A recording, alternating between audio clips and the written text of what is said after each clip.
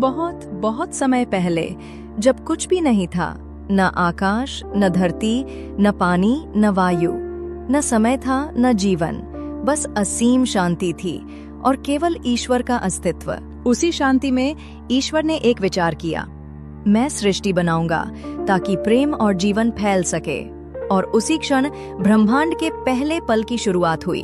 एक चमक उठी जिसने अंधकार को भेद दिया। ईश्वर ने कहा, प्रकाश हो जाए, और प्रकाश हो गया। ईश्वर ने प्रकाश को दिन कहा और अंधकार को रात। ये सृष्टि का पहला दिन था।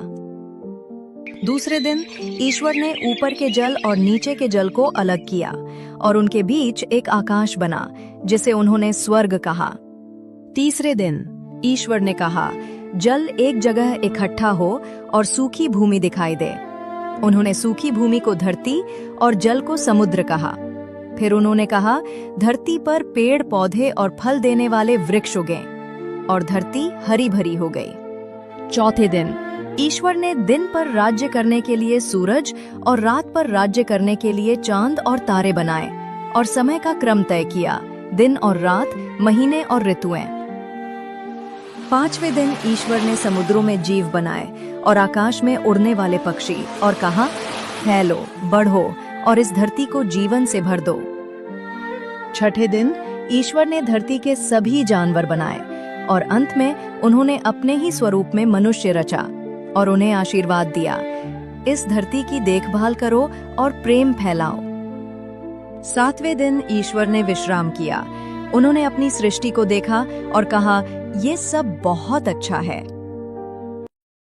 ईश्वर ने मनुष्य को अपनी ही छवि में बनाया, एक पुरुष आदम और एक स्त्री हव्वा। उन्होंने उन्हें एक सुंदर बाग में रखा जिसे कहा गया एडन का बाग। यहाँ सब कुछ था, फूल, फल, शांति और प्रेम। ईश्वर ने उनसे कहा, तुम इस बाग के हर फल को खा सकते हो, पर उस एक वृक्ष का फल मत खाना जो ज्ञान के भले बुरे को जानने वाला वृक्ष है। यदि तुम उसे खाओगे तो मृत्यु निश्चित है। क्या सच में ईश्वर ने कहा कि तुम इस पेड़ का फल नहीं खा सकती?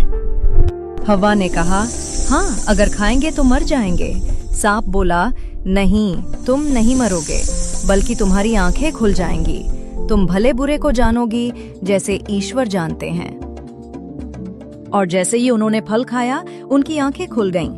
उन्हें भले और बुरे का ज्ञान हुआ और वे अपनी निर्दोषता खो बैठे।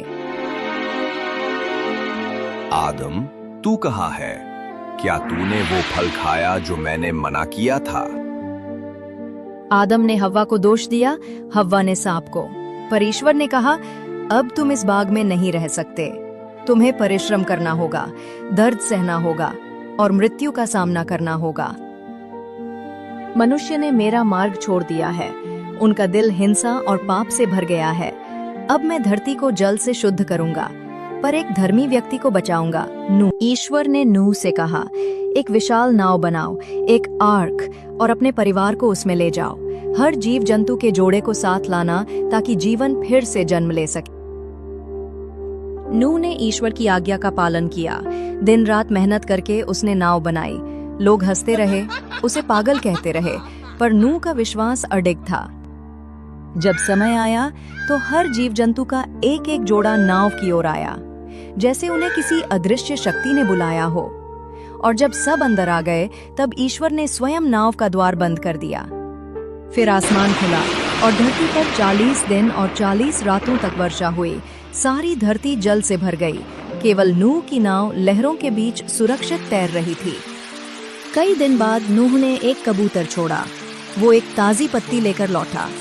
ये संकेत था कि पानी घट चुका है और धरती फिर से जीवन के लिए तैयार है। ईश्वर ने कहा, मैं अब कभी पृथ्वी को जल से नष्ट नहीं करूंगा। ये इंद्रधनुष मेरे और मानवता के बीच वादा है कि हर तूफान के बाद नई शुरुआत होती है। और इस तरह विश्वास और आज्ञाकारिता से मानवता को एक नई शुरुआत मिली।